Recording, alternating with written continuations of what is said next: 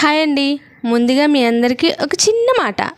ఈరోజు నుంచి నేను స్టోరీస్ అయితే ఇలాగే వీడియోస్ తీసి మీకు స్టోరీస్ చెప్పాలనుకుంటున్నాను.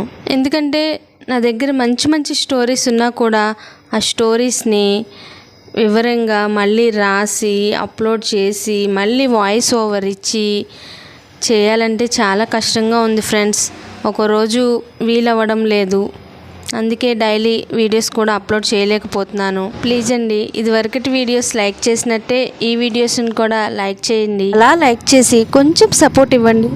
నేను మీ చెంతకు ఎటువంటి మంచి మంచి వీడియోస్, మంచి మంచి కథలు తీసుకొస్తానో మీరే చూస్తారుగా. ఓకేనండి, ఈరోజు కథ ఏంటంటే, మా పక్క బజార్లో రత్న సునీల్ అనే జంట ఉన్నారు. వాళ్ళకి పెళ్ళయి 1 సంవత్సరం అయిందనుకుంటా. చాలా బాగుంటారు, చూడటానికి చాలా అందంగా ఉంటారు. లవ్ మ్యారేజా అరేంజ్డ్ మ్యారేజా అంటారా? లవ్ మ్యారేజ్ కాదండో, అరేంజ్డ్ మ్యారేజేనంట. వాళ్ళిద్దరికీ పెళ్ళై 1 సంవత్సరం అయినా మాటలు మనసులు కూడా కలవలేదనుకుంటా. ఇవన్నీ ఎందుకు, ముందు కథ విషయానికి రా అంటారా? సరేనండి, నేను చెప్పబోయే కథ ఓ అందమైన భార్యాభర్తల కథ. ఈ కథలో భార్యాభర్తలకి భార్య అంటే భర్తకి ప్రాణం, భర్తే భార్యకి సర్వస్వం. ఇంత ప్రేమగా ఉంటున్న భార్యాభర్తలు చక్కగా ఇద్దరు కలిసిమెలిసి ఏ గొడవలు లేకుండా కలిసి ఉంటారులే అనుకుంటున్నారా? అక్కడే వచ్చింది పెద్ద చిక్కు.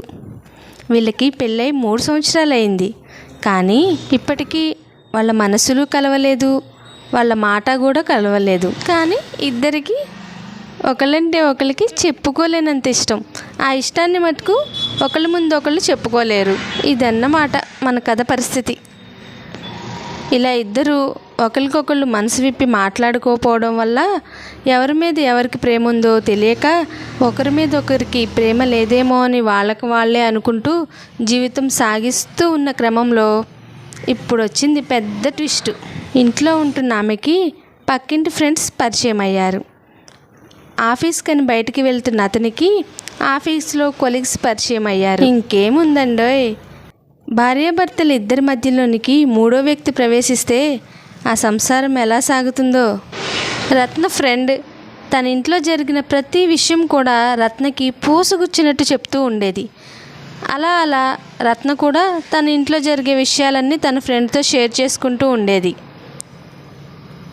కొంతకాలానికి ఇంట్లో విషయాలే కాదు, తమ భర్తల గురించి కూడా చెప్పుకోవడం మొదలుపెట్టారు.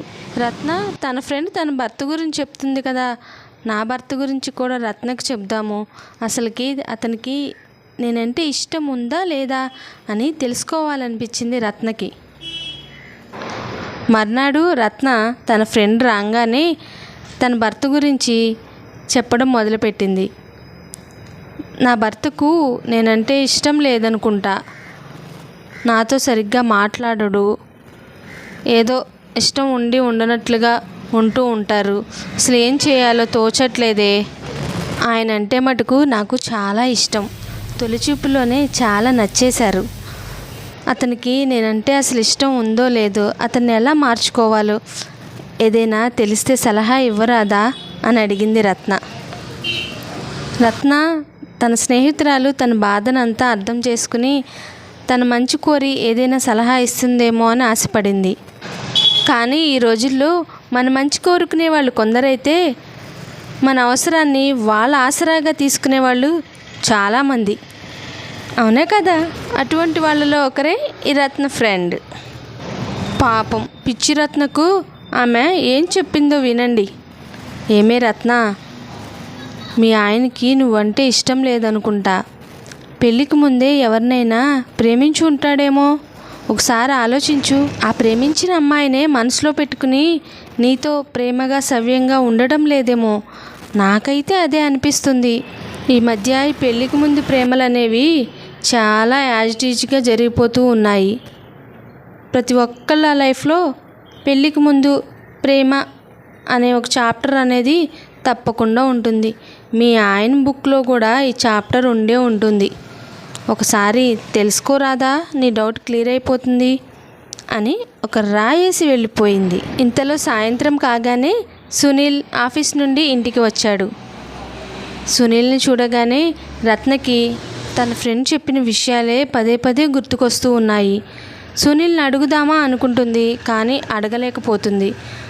అడిగితే ఏమనుకుంటాడో, అనుమానంగా చూస్తాడో, అపార్థం చేసుకుంటాడో రత్నకి తెలియడం లేదు. కానీ అతనితో మాట్లాడాలనిపించడం లేదు. చాలా చిరాగ్గా అనిపించి అతనికి దూరంగా ఉంటుంది. అతను ఏదో మాట్లాడాలని ట్రై చేసినా కూడా పక్కకి వెళ్ళిపోతుంది రత్న పరిస్థితి చూసి సునీల్కి పిచ్చెక్కిపోతుంది. అసలే పెళ్ళైనప్పటి నుంచి సరిగ్గా నాతో మాట్లాడదు, ఉండదు. ఇదేం కొత్త పరిస్థితిరా బాబు, అసలు పిలిచినా పలకట్లేదు. ఏం చేయాలరా నాయనా దేవుడా అనుకుంటూ జుట్టు పిక్కుంటూ కూర్చున్నాడు పాపం సునీల్. ఇంతలో సునీల్కి ఒక ఆలోచన వచ్చింది. రత్నకి నేనంటే ఇష్టం ఉందా లేదా? రత్నని నేను బాగా చూసుకుంటున్నానా? తనకు కావాల్సినవి అన్నీ సమకూర్చగలుగుతున్నానా? అందువలన రత్న ఏమైనా అలా ఉంటుందా అనుకుంటూ రకరకాలుగా ఆలోచిస్తూ ఉన్నాడు. ఇలా ఆలోచిస్తూ సునీల్ ఆలోచనలు పెరిగిపోయి ఒక క్లారిటీకి రాలేకపోయాడు. ఇంట్లో పద్ధతి అతనికి ఎక్కువగా నచ్చక ఎంతవరకు ఆఫీసు బయటే తను ఎక్కువ సమయం గడుపుతూ ఉండేవాడు. ఇహ రత్న విషయానికి వస్తే ఇహ సందు దొరికిందే కదా అని తన స్నేహితురాలతో కాలక్షేపం చేస్తూ ఇంకా కొన్ని విషయాలు తన భర్త గురించి చెడుగా తన చెవిన వేసుకుని తన భర్త మీద ఉన్న ప్రేమను చంపుకుని వాళ్ళిద్దరి మధ్య దూరాన్ని పెంచుతూ వస్తుంది. ఇలా జరుగుతున్న క్రమంలో సునీల్ వాళ్ళ అమ్మ నాన్న ఒకరోజు సునీల్ వాళ్ళ ఇంటికి వచ్చారు. సాయంత్రం కాలక్షేపంగా అందరూ కూర్చుని మాట్లాడుకుంటూ, మాకు మనవడిని మనవరాలని ఎప్పుడు ఇస్తారు? పెళ్ళై 3 సంవత్సరాలు అవుతుంది, మేము ఆడుకోవాలిగా అంటూ కోడల్ని కొడుకుని ఆట పట్టించారు. ఆ మాట వినేసరికి రత్న సునీళ్ళు ఒకళ్ళ మొహం ఒకళ్ళు చూసుకుంటూ చిరాకిచ్చుకుంటూ ఆముదం తాగిన మొహాల్లాగా పెట్టుకుని ఒకళ్ళు వంటగదిలోకి ఒకళ్ళు బెడ్రూమ్లోనికి వెళ్ళిపోయారు. వీళ్ళ పరిస్థితిని గమనించిన సునీల్ తల్లిదండ్రులు, ఏంటి వీళ్ళు ఇలా ఉన్నారు? ఇదివరకు బాగానే ఉండేవాళ్ళు కదా, ఏమైంది వీళ్ళకి? పిల్లలు ఎప్పుడు పుడతారా అని అడిగితే ఆముదం మొహాలు పెట్టుకుని వెళ్ళారు. వీళ్ళ మధ్య ఏదో జరుగుతుంది, తెలుసుకోవాలి అనుకుని 2 రోజులు వాళ్ళ దగ్గరే ఉండి అక్కడ జరుగుతున్నదంతా అబ్జర్వేషన్ చేసి సునీల్ వాళ్ళ నాన్నగారు ఒకరోజు సునీల్ని కేకేసి, తనకు తెలిసిన స్వామీజీ ఒక ఆయన ఉన్నారు, ఈ ఇంట్లో జరుగుతున్నదంతా నేను పసిగట్టాను, నువ్వు కోడలు ఒకసారి ఆయన దగ్గరికి వెళ్ళి రాకూడదు అని చెప్పేసరికి, స్వామీజీ లేదు ఏం లేదు నాన్నగారు, మేము ఎక్కడికి వెళ్ళాం, అలా ఉండండి అని సునీల్ చిరాగ్గా చెప్పేసరికి, లేదు నాన్న, నాకు బాగా తెలిసిన స్వామీజీ, ఆయన దగ్గరికి ఒకసారి వెళ్ళరండి, మీ ప్రాబ్లం క్లియర్ అవుతుంది అని గట్టిగా చెప్పేసరికి సునీల్ కాదనలేక ఆ మరునాడే రత్నని అమ్మట పెట్టుకుని ఆ స్వామీజీ దగ్గరికి బయలుదేరాడు. అది ఇష్టం ఉండి లేనట్టుగా వెళ్ళాలా వద్దా అన్నట్టుగా ఈ రోజుల్లో ఈ స్వామీజీలేంటి బాబాలేంటి, అక్కడికి వెళితే ఏం పని జరుగుతుంది అని రకరకాల బుర్రలో ఆలోచించుకుంటూ తండ్రి మాటను కాదనలేక రత్నని అమ్మటి పెట్టుకుని బయలుదేరాడు సునీల్. ఆ స్వామీజీ దగ్గరికి వెళ్ళగానే రత్న సునీళ్ళు ఎవరు ఏం చెప్పాలనుకుంటున్నారో అదంతా కూడా స్వామీజీకి విన్నవించుకున్నారు. వాళ్ళు చెప్పిందంతా విని స్వామీజీ, ఈ సమస్య తప్పక తీరుతుంది, ధైర్యంగా ఉండండి అని వాళ్ళకి బొట్టు పెట్టి పంపించి మర్నాడు రమ్మన్నాడు. మర్నాడు ఉదయమే రత్న ఏంటో ఇంట్రెస్టింగ్గా అనిపించి స్వామీజీ దగ్గరికి వెళ్ళడానికి రెడీ అయ్యింది. ఇద్దరూ కలిసి స్వామీజీ దగ్గరికి వెళ్ళగానే స్వామీజీ ఇద్దరిని చెరుకు అద్దం ముందు ఉంచోమన్నారు. తర్వాత తన దగ్గరకు వచ్చి బొట్టు పెట్టించుకుని వెళ్ళమన్నారు. మళ్ళీ మర్నాడు రమ్మన్నారు. ఇదే విధంగా 5 రోజులు అలాగే జరిగింది. వాళ్ళిద్దరికీ ఏం అర్థం కావటం లేదు. ఏంటి స్వామీజీ రోజు రమ్మంటున్నారు, అద్దం ముందు రుంచోమంటున్నారు, బొట్టు పెడుతున్నారు, పంపించేస్తున్నారు, అసలు ఏంటి వింత గోల? వెళ్ళకపోతే ఇంట్లో ఉన్న మామయ్య గారితో మాట, ఏం చేయాలా ఈరోజు అసలు స్వామీజీని అడిగేయాలని స్వామీజీ దగ్గరికి వెళ్ళారు. ఏంటి స్వామీజీ రోజు రమ్మంటున్నారు, అద్దం ముందు రుంచోమంటున్నారు, బొట్టు పెడుతున్నారు, అసలు మాకేం అర్థం అవ్వడం లేదు అని అడిగేసరికి ఆ స్వామీజీ, రోజు అద్దంలో మీకు ఒక్కరే కనిపిస్తున్నారా అనేసరికి, ఒక్కరే ఎందుకు కనిపిస్తారు, మేమే కనిపిస్తున్నాం, మా డ్రెస్ చేంజ్ మారుతుంది, రోజుకో కలర్ కనిపిస్తుంది అంతే, అంతమించి తేడా ఏముంది అని చెప్పారు. అప్పుడు స్వామీజీ, మీ డ్రెస్ రంగులు మారుతున్నాయి కానీ లోపల ఉన్న మీరు మటుకు అలాగే ఉంటున్నారు కదా, అది మటుకు కనిపించడం లేదు, అవునా కాదా? మీకు ఒకరి మీద ఒకరికి ప్రేమ ఉంది కానీ అది బయటికి చెప్పుకోకపోతే మీ దాంపత్యం ఎలా బాగుంటుంది? ఇద్దరికి ఒకరి మీద ఒకరికి అంత ప్రేమ ఉంది, ఏ రోజైనా మనసు విప్పి మాట్లాడుకున్నారా?